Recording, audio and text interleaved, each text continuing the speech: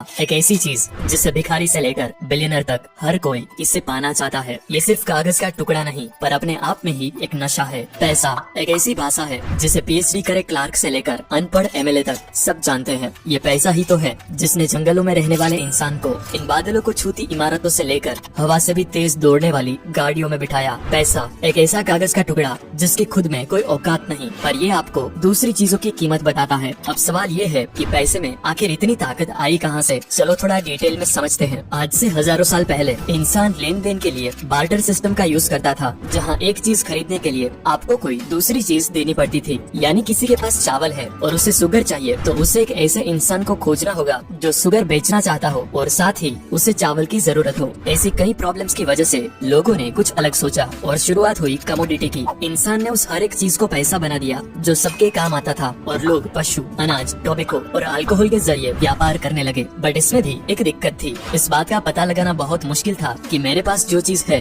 उसकी सही कीमत क्या है। और कमोडिटी वक्त के साथ खराब भी हो जाया करती। खरीदे जानवर मर जाते, अनाज सड़ जाता। अब इंसान को कोई ऐसी चीज चाहिए जो यूनिवर्सल हो और शुरुआत हुई सोने और चांदी से बने सिक्कों की। लेकिन इस दो टांग वाले जीव को इसमें भी प्रॉब्लम थी, क्योंकि वो वजनदार सोने को लेकर घूमना फिरना और साथ ही चोरी का डर। तो कुछ सुनार और दूसरे लोगों ने मिलकर एक उपाय निकाला। उन्होंने लोगों से कहा कि तुम अपना सोना हमारे पास रख दो, हम उसे संभाल कर रखेंगे। बदले में वो सुनार उसे कागज का टुकड़ा दे देता जिसमें लिखा होता कि मेरे पास आपका इतना सोना रखा हुआ है, जिसे IOU कहा जाता। IOU मतलब कि मैं तुम्हारा कर्जदार हूँ, जिसे दिखाकर लोग कभी भी अपना सोना वापस ले जा सकते। सबको ये आइडिया काफी अच्छा लगा और लोगों ने अपना सोना उसके पास रखना स्टार्ट कर दिया। लेकिन फिर कुछ टाइम बाद सुनार लोगों को रियलाइज हुआ कि ये सिस्टम बनाने के बाद ऑलमोस्ट कोई भी इंसान अपना सोना लेने वापस आता ही नहीं और सब बस उस रसीद के जरिए ही व्यापार करने लगे थे, क्योंकि सबको यकीन हो गया था कि रसीद है मतलब सोना भी होगा ही। अब ये चीज समझने के बाद सुनार लोगों को लालच आ गई। अब उनके हाथों से बनी रसीद ही पैसा बन गया था, इसीलिए उन्होंने फर्जी रसीदें बनाना स्टार्ट कर दी। उनके पास तो सोना होता भी नहीं था, लेकिन फिर भी वो ज्यादा रसीदें बनाते जाते। ऐसे स्टार्ट हुआ दुनिया का सबसे बड़ा लीगल स्कैम जो आज भी चल रहा है। वो सोना संभाल के रखने की दुकान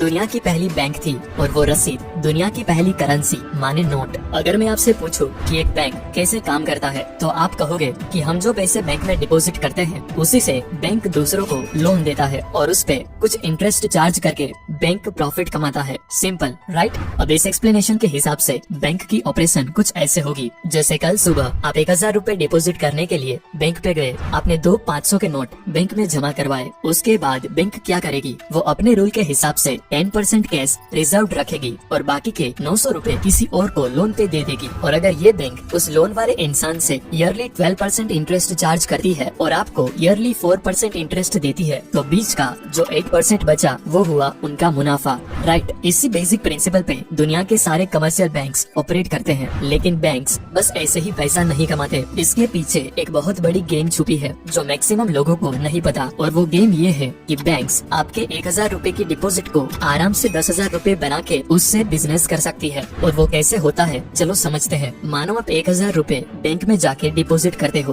बैंक अपने रूल के हिसाब से 10% कैश रिजर्व रखेगी और बाकी के 900 रूपए किसी को लोन पे दे देगी। पर ध्यान से देखिए यहाँ हुआ क्या। आपको अपने पैसे डिपॉजिट करने के बाद अगर आपका बैलेंस चेक करोगे तो आपको वो ही 1000 रूपए दिखाया जाएगा। और इधर जिस इंसान ने लोन के लिए अप्लाई किया था और बैंक ने उसे लोन दिया, वो भी अपना बैलेंस चेक करेगा तो उसको भी 900 रूपए दिखाई देंगे। इसका मतलब आप दोनों के हाथों में 1000 और 900 रूपए की परचेजिंग पावर है, जबकि एक्चुअली उस बैंक के पास बस 1000 रूपए ही कैश है। मतलब उस बैंक ने बस अपने कंप्यूटर पे कुछ नंबर्स टाइप करके मार्केट में एक्स्ट्रा 900 रूपए की करेंसी क्रिएट कर दी, जो कि ऑफ कोर्स वर्चुअल है, क्योंकि उसे बैक करने के लिए कोई कैश तो है नहीं। और ये खेल सिर्फ यहाँ खत्म नहीं होता, ये बहुत आगे जाता है। जैसे जिस इंसान ने 900 रूपए का लोन अप्लाई किया था, उसने ऐसे ही तो लोन अप्लाई नहीं किया होगा, उसे भी वो 900 रूपए कुछ खरीदने के लिए चाहिए होंगे। और जब ये पैसा खर्च करेगा तो ये पैसा सिंपली उसके अकाउंट से ट्रांसफर होके किसी और के अकाउंट में जाके डिपॉजिट हो जाएगा और बैंक फिर से इस 900 रूपए का 10% रिजर्व रखेगा और बाकी के 810 रूपए फिर से किसी और को लोन पे दे देगा।